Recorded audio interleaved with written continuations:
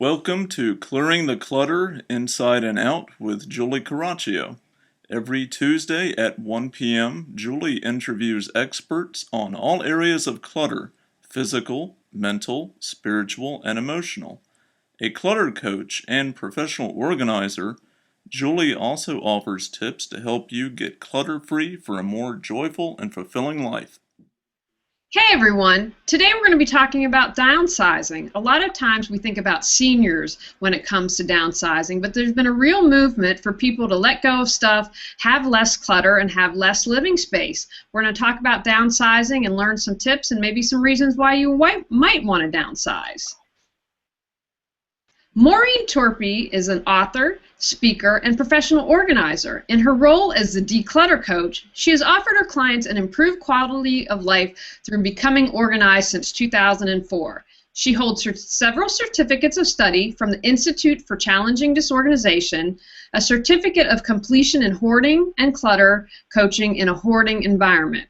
Moreen has authored 3 books: Going Forward, Downsizing, Moving, and Settling In, Let's Get Organized, 172 Tiplets to Simplify Life, and Christmas Workbook, How to Plan and Create a More Meaningful Christmas. Welcome, Moreen. Let's get started.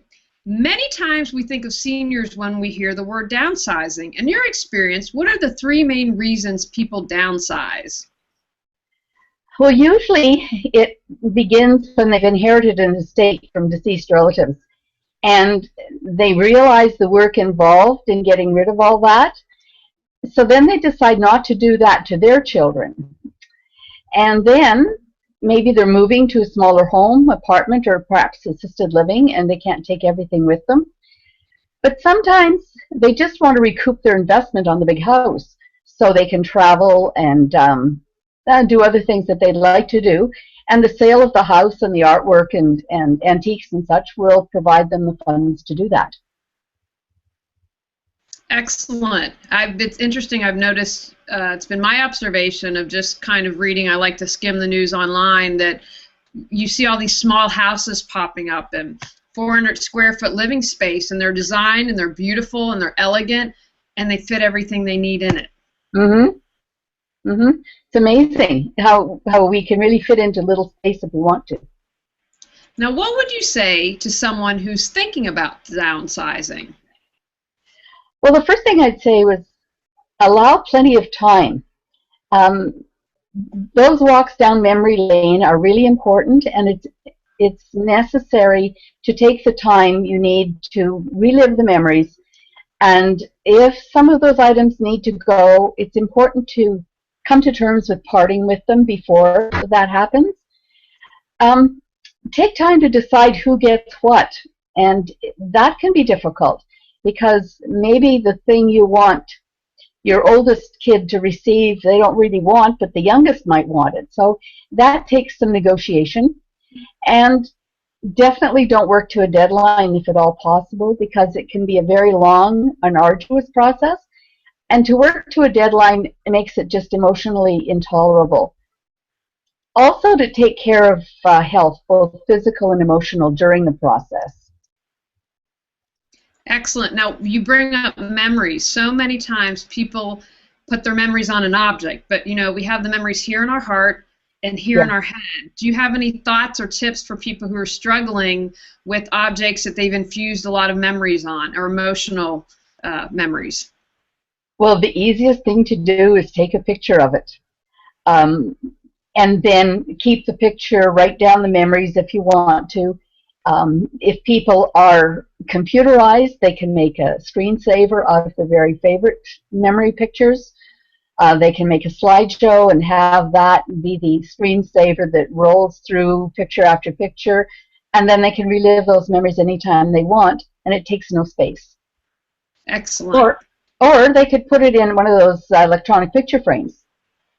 Just put it on memory stick and put that in the picture frame, and the same thing can happen. It can roll along, and we can enjoy the pictures as they pass. I love that idea. When my great aunt moved, we had to move her eventually into assisted care, but that's what we got her. We got her a photo that moved with the pictures, and we were able to upload everything, and that was one thing that meant the world to her. Mm-hmm. Now, The technology is great today. what are the greatest benefits to downsizing that you've seen? Well, I think the biggest one is a sense of relief when it's all gone, which might be surprising because sometimes we feel encumbered by our stuff and we don't realize that we are, but once it's gone, it's like, whew, now I can breathe and I can enjoy the pieces that really are most meaningful. And the feeling of freedom not to have to maintain a big house, you know, thinking about the cleaning and the maintenance and paying the taxes and all of those things that go with owning a house. Outdoor work, and also it frees up the time that you might spend doing the house cleaning to do things, more fun things, you know, spend time with special people, volunteer, travel, enjoy hobbies, and all those kinds of things that there may not be time for when you're maintaining a big house. That's really interesting. And I wonder if you think age has something to do with it. I lived in Los Angeles for 10 years, and so I lived in apartments and condos. And when I moved out to North Carolina, I wanted to buy a house. It was a big deal for me in many ways. Kind of like a milestone, but I wanted trees, I wanted grass, you know, that was my big thing. I'm like, I want a yard, although actually I really enjoy mowing. I hate edging, but you know, it was a big deal to me. It was kind of almost a rite of passage, but I can imagine 30 years from now that maybe that's another rite of passage, like, okay, I've lived my life, I'm getting ready to go on to the great beyond, and it's time to let it all go. Yeah. Well, when I moved back to my hometown 10, 11 years ago, it was important for me to have a house as well. But within a few years, my health started failing, and I couldn't do the yard work as much as I wanted to. So then I had to pay someone to do that for me. And then little by little, I had to pay somebody to do the things for me that I didn't mind doing, but I couldn't. So that was the first time I downsized. But it was hard because the house meant so much to me. I can appreciate that. Now, would you say that downsizing and minimalism are the same? I don't think they are. Downsizing, in my term of reference, is to get to how do I want to say this? It means moving from a bigger home to a smaller home, sometimes out of necessity, whether it's health or financial reasons, or a desire to do other things like travel, as I mentioned earlier. Whereas minimalism, the way I see it, is more about deciding to live only with the essentials. And that differs with each person. It may include moving to a smaller home or a condo or apartment, but that's not necessarily part of the minimalist mindset. So there's a bit of overlap, but they're not the same thing. Great, thank you. I appreciate that because I hear those terms thrown around a lot, and it's true. What's essential, I'm sure I have a different definition than you do, even if they're close. Absolutely. Now, what are the challenges to downsizing? Well, the length of time it might take. I don't think that is fully understood when there's a lot, say someone's lived in a home for 50 years or even 10 years. There's so much stored under the stairs and in the backs of closets that we forget we have. So it takes much, much longer than we think it'll take usually. There's a lot of emotion involved when we're letting treasures go, things that we, you know, maybe they were wedding gifts that we really liked and we loved the people who gave them, and so there's a lot of memories attached. So that can be difficult. Who gets what? That's a big one. And then how to decide who gets what is important to people. And nobody wants to offend anybody. And of course, you know, this is an exercise that's ripe for hurt feelings, and we don't want that. So that's a challenge. Also, people need to know that their treasures are going to a good home. Whether they're going to family members or friends or not, they need to know that this particular item that means so much to them is going to be loved by the person who receives it, whoever that may be. What tips do you have? You gave some great ones on memories earlier and letting those go, but for those areas where people are challenged that you just mentioned, what tips would you share to help them with that? Well, I did mention taking pictures. That's a big one. I'll tell you, a client I had once, and it blew me away. He was a kind of a middle-aged gentleman, and he had a family of teddy bears that he just couldn't part with. And I said, you know, you're moving from this 3,000 square foot home into a 1,200 square foot condo. You can't take everything. So we lined them up, stood them all up on the stairs, and took a picture, and we made it into a screensaver. And he was able to let the teddy bears go. And that's certainly one thing. Write down the memories about things before you give them away that can go with the pictures. And you know, sometimes as we get older, we begin to forget a little bit, so we can always go back and read those stories, and that revives the memories. If there's a piece of clothing that we really love, we can make it into, say, a cushion, for example, or a wall hanging, and that will keep the memory handy and take less space. We can enjoy it at any time. I've seen, say, fancy jackets with a dowel put through the sleeves and hung on the wall as a piece of artwork, just kind of up straight like this. Other things I've seen is if people want to take videos and put that on DVD or as an MP4, and they can watch that online. Anything audio can be downloaded onto as an MP3 now, or an MP4 for video, and that can get rid of all of that material that takes space. Digitizing. Pardon? I just wanted to ask, you had mentioned that a lot of times it takes more time than people think. So Yes. do you have any tips for that? Allow plenty of time. Sometimes people get stuck, you know, people don't want to let things go. So I would say that sometimes they believe their possessions are worth more than the money they can get for them, and that can be difficult. And sometimes they believe antiques are still in high demand. And I don't know about your corner of the world, but here, you know, there's kind of a glut, and the prices aren't what they might have been at one time.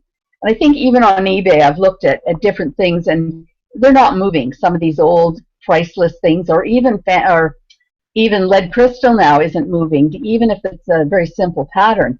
People don't want things that they have to maintain. They don't go in the dishwasher. A lot of people don't want them, including me.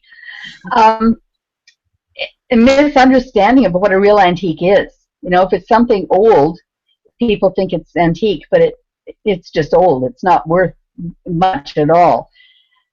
Sometimes the gifts they've received, they believe they have to keep it because of who gave it to them, whether it was children or grandchildren or deceased relatives. That they can't get rid of old Aunt Mabel's, I don't know, chamber pot because it belonged to her.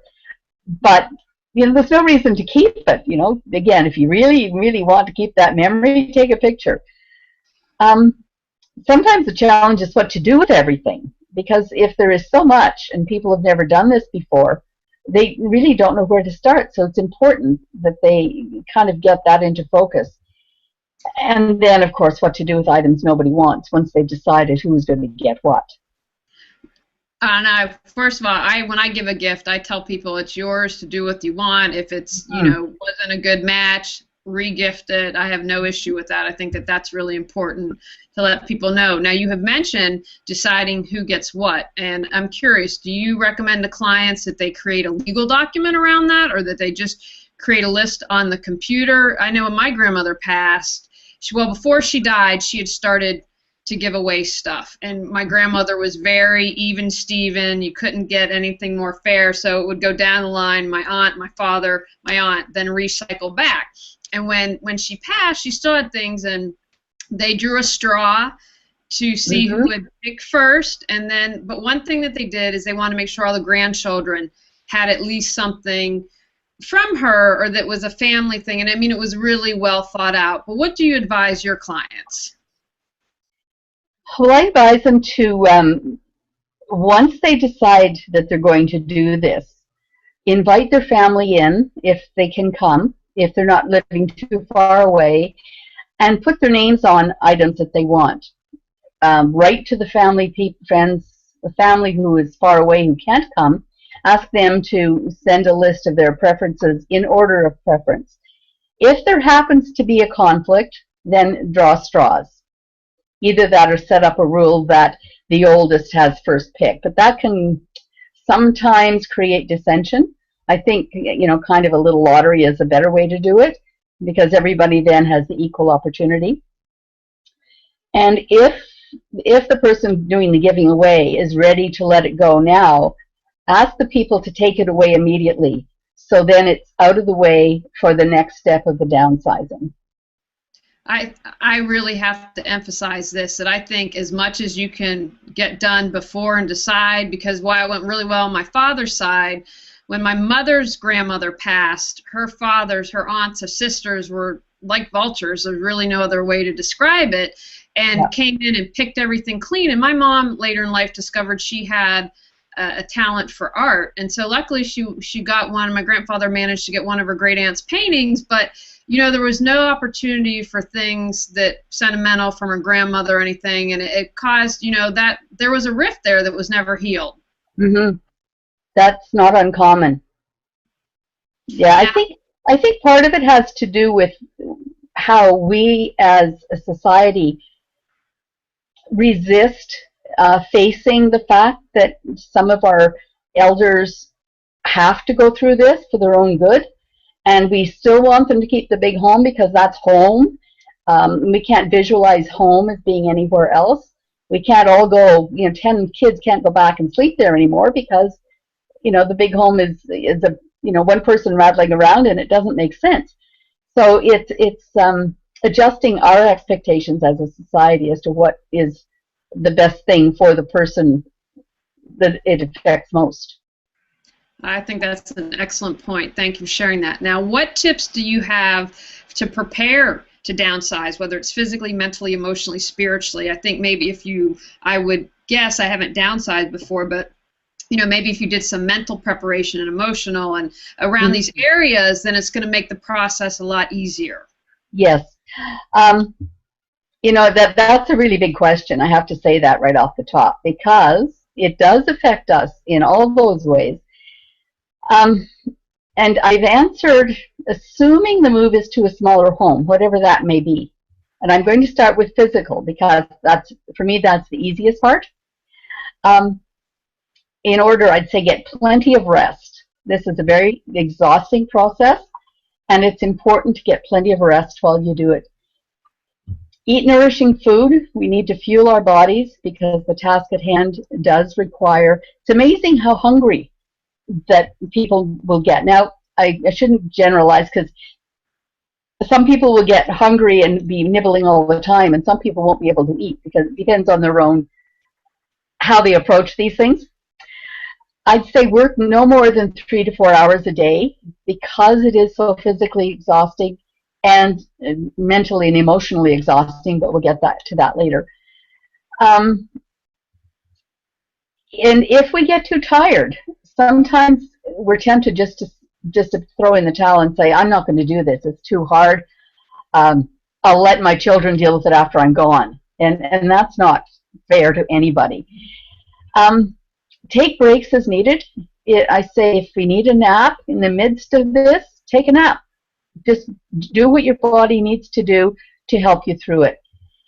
And then the basic thing, get the boxes and bags for items that you're parting with, because that's the very practical thing that you need to do. You need to have them handy. Otherwise, just go back on the shelf where it came from, and then you've defeated the purpose. So then mentally, I would say set small goals so they're easy to achieve and you feel like you've achieved things, whether it's a daily or a weekly goal, but keep them small in the beginning. We all know that the process is going to be huge, but just to set little incremental goals to make it easier. Decide where the balance will go before starting, whether you're going to have an estate sale or send things to consignment, run classified ads, or post on eBay or Craigslist or those kinds of places, or if things are going to be donated. And then, of course, we're back to calling the family meeting, etc. And once the family has decided what they want, then invite your friends, because friends always have an emotional attachment to your things too, because they're your close friends, and you know what you have means a lot to them as well. So emotionally, I've already said it can be a difficult process emotionally, so it's important to prepare yourself for the unexpected. Downsizing someone else's belongings, you may be surprised at how emotional it can be. So I'd say before beginning, if you can wrap yourself in an invisible cape to protect your feelings. I'll tell a personal story here because this was the first time I downsized. It was my mother was in failing health and could not keep her apartment. And as an only child, I had to be the one to dispose of her things because she was bedridden and could not come and help. So she had called her sisters and said, "We're doing it this day. Come and help yourself." And that was fine with me. I brought boxes and I did all the things necessary.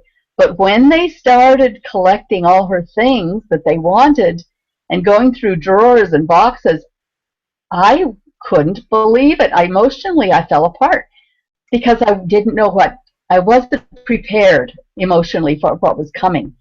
So I think that's really, really important, and it's important to know it's going to happen and to get help beforehand if possible to help you deal with it, to point out where the stumbling points might be so you don't cause family rifts because someone's taken a few greeting cards or something that you weren't expecting them to take.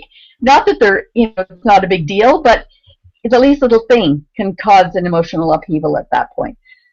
So that's enough about me. If you're taking care of your own downsizing, and in a way this is kind of easier because you are prepared to do it, I suggest inviting someone that you trust who's impartial to your belongings to come and help and support you through it. Take the time to trip down memory lane with them, recount the stories about the items, write the stories down if you need to, and if you're giving the items away, give the stories too, because the recipient might not know that, say, a Christmas tree ornament that's been on the tree forever came from Europe when great-grandpa so-and-so immigrated. It's those little things that just because it's always there, we don't always know the history of it. Be gentle with yourself. This is really hard work, and it's important to know that ahead of time. So I say, at the end of every day, treat yourself to something special, whether it's simple, something, coffee out with a friend, a bubble bath, delving into the novel you've been wanting to read, a movie, whatever appeals at the moment, but then plan a big reward once it's complete. And if you need little mini rewards along the way, in addition to what we're doing at the end of each day, do that too. Maybe it's personal bribery, but if it helps you through it, I think that's what really matters, because we're trying to make this as easy as possible, and if that helps, then that's great. So lastly, spiritually. For those who believe in a higher power, I believe that to trust in that higher power, that everything will turn out as it should ultimately. And if this is something, whether you believe in a higher power or not, you can still do this, is take time daily to meditate before beginning, so you start the day in a peaceful frame of mind, and that will help the day go a little easier. I love it. Great tips on all fronts, and the bathtub is my woman cave. Bubble baths are how I relax and recharge, and that's my treat daily. Good for you. Now, were you able to finish your thought? Did you? Oh, yes. Okay. No, fantastic. No, I'm done. Well, I wanted to ask you, what would you say? Those are all excellent points, and I think self-care is so important in so many ways. What would you say to someone who started the downsizing product and they have that panicked moment, or, oh my gosh, what have I done? They're just completely overwhelmed and freeze. What advice would you have for them? Well, first I'd say stop and take a time out and refocus. To keep plowing on when you're feeling stressed is unproductive.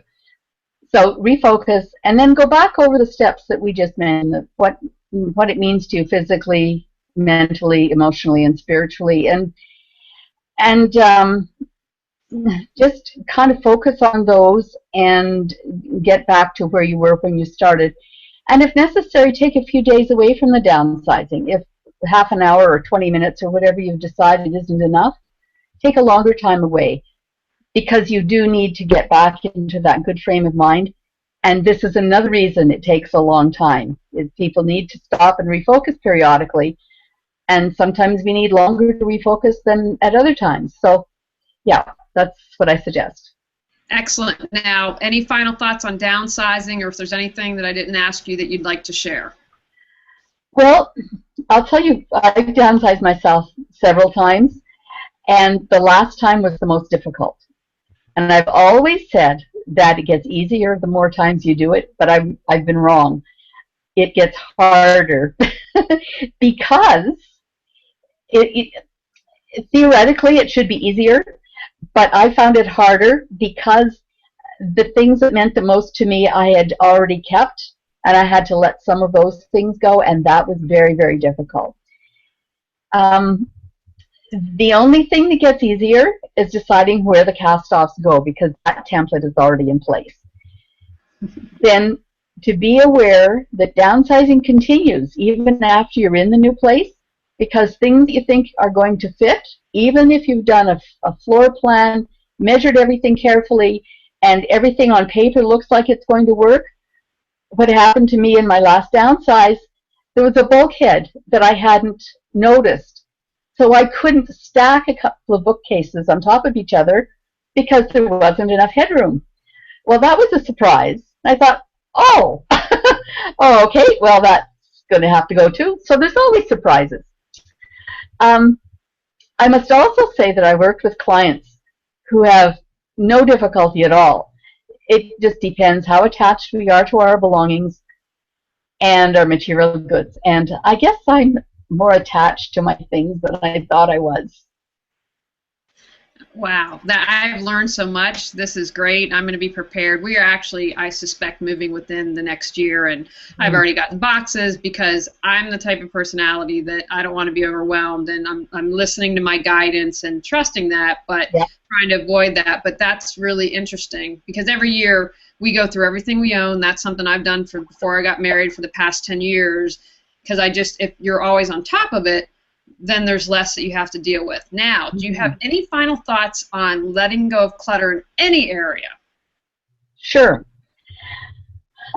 For each item, if you do an annual or semi-annual clearing out, ask yourself how important each item really is to your well-being and your long-term happiness.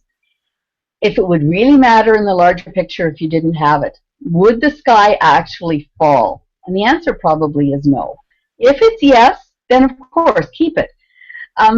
With time, each smaller place you move into gets easier and more comfortable to live with less. There's always a rainbow at the end of the storm. As much as it seems at some points the storm will never end, it does actually get better and easier over time. Excellent. Now, Moreen, please share how people can find out more information about you. You've written some books, how they can get those, all that good stuff. Sure. Well, I'll talk first about my book, Going Forward, Downsizing, Moving, and Settling In, because that's really the topic of our little chat today. It's an easy to follow survival guide on decluttering and simplifying life, and it contains really practical advice from my own experience, personal experience, and that of my clients about downsizing and each step of the process, from the initial decision to downsize to then actually completing the process. And I've put in handy worksheets to help our readers and stories about how different people handle different things. It also offers practical and useful steps in the process to retain your sanity. It's written primarily for baby boomers, but it's useful for all age groups. It's available on Amazon, both in paper and digital format, but it's also available in a variety of formats for e-readers, all kinds of e-readers from reputable booksellers. People can contact me at www.goforwarddownsize.com. I want to thank you, Moreen. This was very eye-opening. I learned a lot today, and I want to thank everyone for watching and listening. Go out and clear some clutter and create the life you choose, desire, and deserve. Thanks for joining us on Clearing the Clutter Inside and Out. You can find out more about Julie Caraccio and her services at reawakenyourbrilliance.com. We'll see you here next Tuesday at 1 p.m. Remember, the journey of 1,000 miles begins with one step.